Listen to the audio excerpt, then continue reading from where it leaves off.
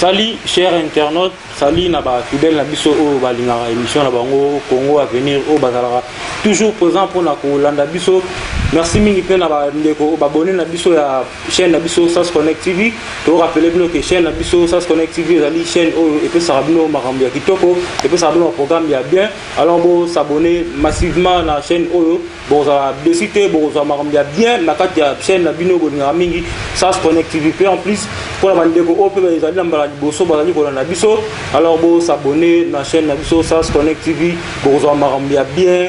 Bon la émission est bonjour on a boya ngamoko Christian Bangu bon on a pas concert musu ba confrère musu bazali ba présentable no émission ya malamu. Alors émission na Congo à venir émission est présentée par Ngamoko Christian Bangu na vraiment na plaisir ya ko présenter bino émission européenne na vraiment pe na plaisir tant nous avons un message na bino nous avons besoin komelanga que besoin féliciter nga par rapport ya ba émission on est na sala pour na bino na zara mona musala na bino. Alors ngai bien pour na zara pour na travailler kitoko na toujours on a besoin na bino pour musala et kende malam. Cher internaute na ko rappeler que la fois passée au sala qui émission moko to bila c'est ba réalité ya ba église ndenge ba ramso ya ko bet ça vraiment ba coup bon vu que to kota vraiment en profondeur en côté bandeko ba komela kibiso bandeko ba benga kibiso que non papa Christian ta émission bolobela par rapport à la réalité ya maremezo les ko s'est passé dans l'église ndenge nini bolobela nyoka likolo en tout cas vu que ngala rabona musala na bino ya on a prometté bino que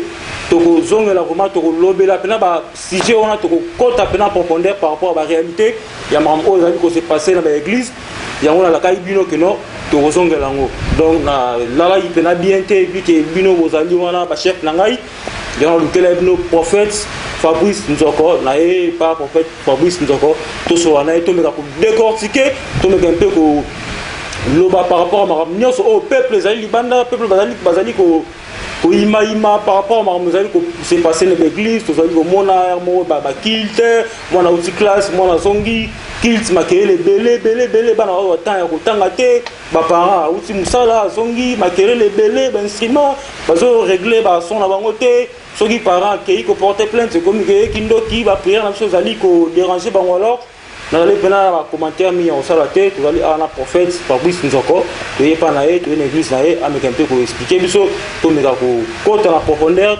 nangai nabino to soit la réponse ensemble. Alors topé ça prophète biso maloba. Bonjour prophète Fabrice. Bonjour papa Christian Samba Pambola. En fait, le plan sur par rapport à Mambo, ça s'est passé dans le cadre de l'église. Même ils ont prophète, mais même pasteur, tous ont nous rendez parce que le prophète va saluer l'église, le pasteur va saluer l'église. Alors prophète, il y aura des questions vous allez par rapport à l'église, vous allez remarquer, on dirait l'église est comme le royaume. Le pasteur, tout le prophète, comme pour former un bango. Au moins le pasteur. Abandé l'église na mutumo wa umeli na ye na berger bazana ye et comme na tamo moi na koli pasteur comme de ko former moi na si vite dans ce cas bokeno moi na pasteur comme le roi il est mtazal roi héritier église na éviter vraiment celui au lo bana bato bazalo na biso une par rapport à ce qui concerne makambo nzambe eza problème d'héritage te nzamba pona kamuto alingi soki na binzamba pona moto alingi elingi oloba ata berger wana abandaki na yo na moke soki nzambe alobi eza ye tya ye soki nzambe alobi ke eza te tya mais likambo ya succession molimo azala na makambo ya succession wana te wana eza bomoto c'est ça. Alors pasteur en tout cas, le omega ko un peu ko expliquer biso parce que toujours ko ta peine en profondeur pour nous on a pour omega ko expliquer biso na bandeko bazo na biso na ndaku ba vraiment marambo ne homo kindelo parce que lelo na case de l'église on ko remarquer que tant que ça la appel il y a ba fond oui on ça appel à fond ba ntam sur $100 ba $100 ba leka mais ndeko mtu ça vandi a tam na $10 na poche. Mais à moins de bander à $100 et comme la étape il y a $10 et ça les temps tout Sony a la volonté à opérer ce message Sony parce que pourquoi pas tant que ça l'appel loin à fond bon précisément montant au benga ou à monter ça montant sur monter au taper à ça bon et l'appel de fond et l'autre appel de fond à Koloba tellement ngaza na sala kangu mingi te na kokota na mozindo na moto mais na ko expliquer on a yebi appel de fort pour nanga déjà par rapport à musala choses à la besoin moko na église ou bien la besoin na likambo etali kobeta c'était montant tel ezaka likambo molimo mosantu nde asimba motu soki Saint-Esprit asimbi motu na montant tel ou bien montant ya moke wana motu asali yango mais akoprécise montant moko songolo ya likolo wana mpe eza kaka ndenge nzambe akokamba motu mais akokoloba te ke nzambe aza ya parti moko ya montant boye wana tokosala prière spéciale nzambe aza mpona parti boye okosa prière ya moke wana non. Mais pour ce qui concerne les appels de fonds, il est important que je peux aller à la maison de Dieu, mais tu dis Deutéronome le business, Deutéronome 16, on s'apparaîtra pour devant l'Éternel mais vite. Donc préparation est oyo préparé dans la kuna na évité. Donc je te demande seulement où est-ce que l'eau pour opérer ça nzamba ya pesi. Et ça dépend de la disposition à mon thème. Mais l'appel de fonds est allé l'appel de fonds et ça par rapport à l'Indien Saint-Esprit peut-être à qui pour pousser mon salaire à Zambia. C'est ça. Alors, en fait, Fabrice, on a marqué la kilt. Lundi, kilt. Mardi, mercredi, jeudi, vendredi. Comme ce kilt 5 fois, voire même 6 fois par semaine. Toboité, il faut tout sembler là parce que nous avons est-ce que pour l'église c'est comportant bon par rapport à 5 fois, 6 fois par semaine? Et ça logique ou soit par rapport à l'obéi ou comment? Bon, l'église normalement, ça n'a été pour et empêcher toi qui est sala musala ou bien comme ça mutu fainéant. L'église est ça pour aider mutu à zoa. Pour un doit avoir forme moko boye na société.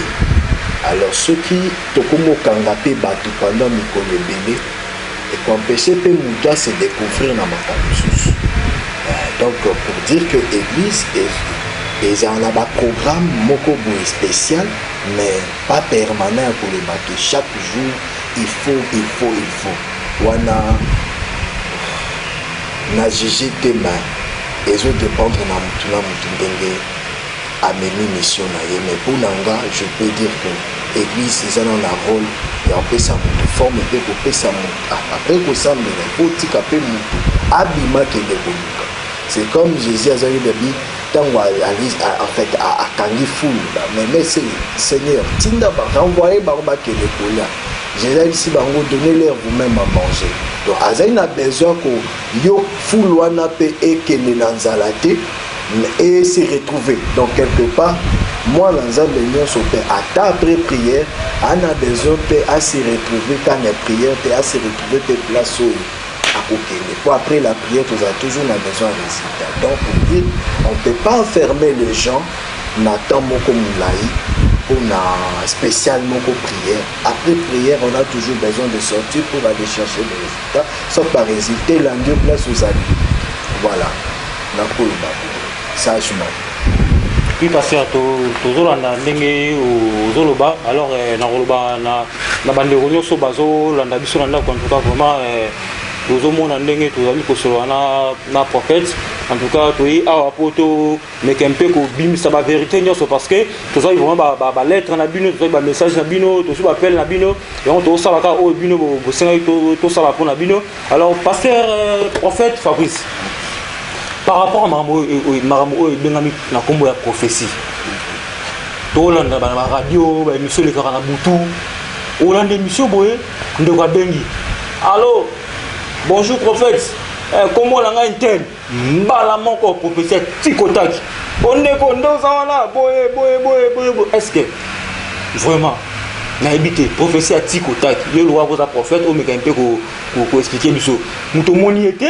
Nous avons la radio, nous avons révélé. Bon, ça peut arriver parce que Saint-Esprit a besoin de barrières. Et voilà, nous sur radio, nous avons là juste pour moko bateau va utiliser. Mais Saint-Esprit a besoin de barrières pour se révéler par moi. Mais à ce qui concerne Tikotak, ça arrive le Saint-Esprit révélé vie à mon sans koyeba ye sans komona nde musala oyo molimo mosantu akikosala. Donc ayaka koavertir motu na likambo oyo ekosalema oyo esesalemi peut-être pour à se repentir na oyo ekosalema azwa koavertir ye azala prêt à koyamba yango mosusu mpe eza na kati ya prophétie ya la délivrance, na kati ya prophétie ya la restauration, na kati ya prophétie ya la bénédiction. Mais ya tikotak ya koloba tikotak Dieu peut le faire parce que nzambe aza sans limite. Sans limite, c'est ça. Alors merci na bandeko nyonso mesana kolanda biso na émission na biso Congo Avenir, émission oyo sepelisaka bino ndeka to rappelera bino à chaque fois to le kaka wa kino. Donc tozali awa na prophète Fabrice Nzoko to tika bino to landa nzembo kitoko loyembo ya frère Trésor Ntsaka to landa et après to retrouver après na plateau na biso. Merci.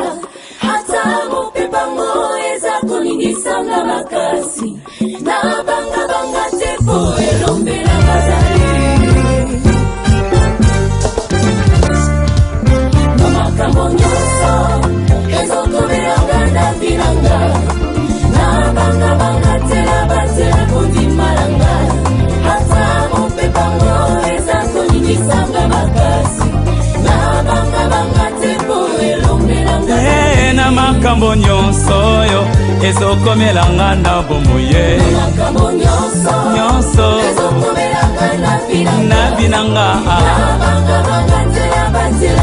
kondima nanga kongonga na banga nini ngata butu yango ezoumela tongo ebokutana na binanga mulili zoupela ye ngunga yi ngana sani wakoma bote boyikuya libala pasi osala eza te kubima tongo kozonga pokwa motoki ya pamba nazobebisa ngai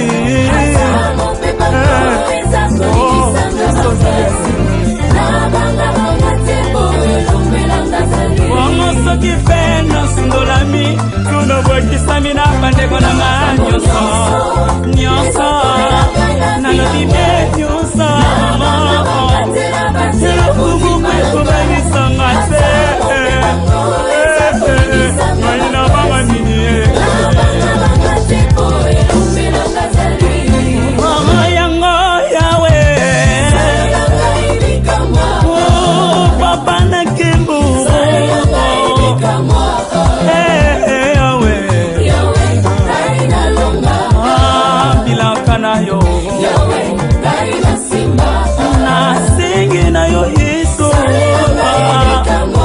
natomboleanga maboko likolo popo yo monanga yawe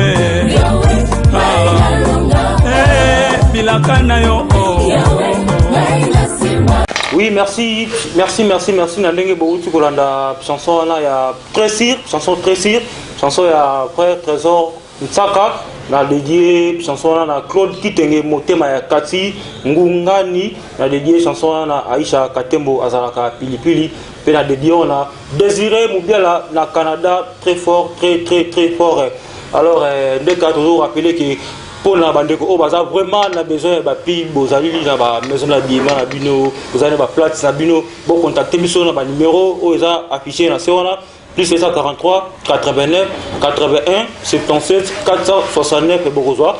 Ngamoko Christian avant nous allons remercier équipe technique nangai Christian Soumaïli Nyokola image. Alors prophète prophète donc par rapport à kilt matinal aussi passant à 5h, à 6h. Est-ce que ils sont vraiment obligatoire Bobe Tambunda parce que l'église na Kinshasa awa tous les voisins ya ba Nandako tout Bobe Tambunda wana ena mutumso alalaki bo déranger. Est-ce que vous êtes conscient na yango ou soit bo sala ngo ke no to kumisa nkolo? Bon, ils ont dépendre na mutumyo sommet. Dans vous sali au église quelque part vous avez voisin à moto. Donc il dire que moto a pembé na yo. Il faut à la paix à bateau balalaki et puis na yaka kosala prière na nga na tongo boyo et ça la capé bien comment courtoisie wana pour yeba pe afi ya bato wana donc ozala libaku na bango te passer par so ko ba makasi ozala libaku na bango te donc ce que komi libaku ya ba misusu eza pe mabe. Ce qui concerne l'église, matinal c'est un réveil matinal. Ils ont kaka censé te moutounion soit à la et bouger tout autour il y a quartier.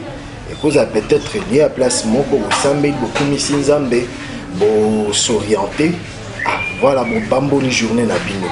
Mais ko ningisa boye to la musa ba musu baza pembeni wana bon.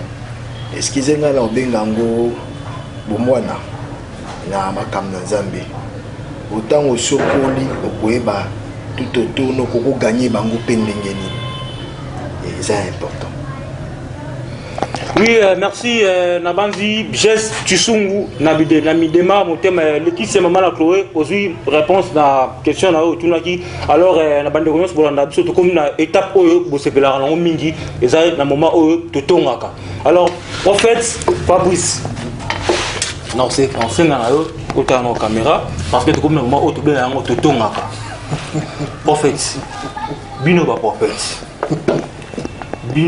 prophète prophétie et comment le là winze so inde wa lukolelo o prophétiser pour nae abimi na biwa ke lobiso aye jum sous mona ah maman jum sundo ko tarabo ya rapeta na mo mayonnaise est-ce que prophétie et le wa une prophétie il faut kaka ndeko aya na quelque chose. Bon selon Bible zoloba na kozwa verset où zoloba na 1 Samuel histoire ya Saïl tant oiseau qui ne koluka banesi ya papa nae il fallait pas qu'il ne consulter prophète Nathan ba no benga ba voyant donc alobi na fona qui ne consulter pour na babilo nangé et eza wapi. Donc c'est d'ailleurs le serviteur qui lui a dit il y a un prophète ici à quoi il s'habille sur place biloko na bi mais dans nos France donc eza ba principe ou eza biblique. Maintenant quoi bisa mutu te que yelanga ka moi mayonnaise yelanga ka moi nan il faut ezale loko yo mutu ya bongisi offrande ba bongisa rango de na motema eza ya tatate mais ça pe na bo offrande musunzamba kolo babi que pour un problème boy il faut au sala et loko on ezaka un peu rare un peu rare. Mais à ce qui concerne l'offrande prophétie ou prophétie muta ebi que profession nazui et outé panzambe akosele yango na sele prophétie nanga mais na ko bisete que pour sele prophétie na ko na moi za mon pesa na mbongo non ye moko ba ah pasteur prophète nazui kinzambe na ngelo ko e umela te ko kisama zwa eloko bo mais les lois et prophétie lobby aye sérieux là comment mayonnaise on est comme on dirait la commencé là déjà nzoto nanga dans la paposa nanga s'il te plaît to que non malé tozotonga prophétie tonga c'est to comme tonga la prophétie non to tonga lo mukena tozotonga prophétie ya lelo non na monate na bona habité tam suba ndo wala na biso ba yo kango déjà prophétie za que non aux musala au Amérique Europe na libala parce que prophétie au mutao qui ataba konga banata commerce makale za la raté. En ce qui concerne la prophétie ne vient pas seulement montrer à la personne la bénédiction. Non. La prophétie te révèle. Donc la prophétie c'est une révélation divine. Donc Dieu se révèle en toi pour t'avertir, te dit que je te vois béni, être béni. Par exemple le voyage. Je dis gloire à Dieu. Ici il me dit le mariage, gloire à Dieu. La prophétie ne se limite pas là. Tellement que ministère prophétique lelo ba oyo ba comme ko sel lango loko la business loko loko mobo ya sale loko na po ebike ser loko za na po sali bala kolenga kondimanga mbala moko wane komi kamwa na lingi na benda mutu pembe nanga o prophétie en motango zo te pa nzambo o sentir o nzamba lo babo prophétie sukika na makambo libala te sukika na makambo ya Maria voyage te ou sukika na bakongo peza mboka nzamba ko tindo pe kuno pamba mikoleka na mutake na États-Unis problème eza prophétie zo yande ko situer yo place lipambo lino ezali prophétie ko yaka ko situer na bisika o emona na mingi te David akizamba ke ndo bimise wapi abimisa na zamba. Qui savait que David devait être roi demain? C'était aussi une prophétie pour naï entre parenthèses. Donc naïna lobaka que prophétie souki kakate na lobake frère sœur opamba ma mes prophéties peut faire l'action pe lisumu sala ki po bongo na mutema. Prophétie zo zongisa donc prophétie zo jouer rôle ndenge moko na loba nzambe na kati ya prophétie à la délivrance na kati ya prophétie à la guérison na kati ya prophétie ya la prière na kati ya prophétie mutu ezo zongisa mutu nde pembeni ya nzambe et non lipambo na koloba États-Unis OK États-Unis kuna OK sambela to prophétie nanga on appelle ça ki o euté pa nzambe fondation na ngezani prophétie faisant na fondation et balakisi ba orienté et pousser sous pembeni ya nzambe et non et pambolio et longolo pembeni ya nzambe. Voilà. Oui, merci naba fidèle au nyoso balanda émission au Congo Avenir.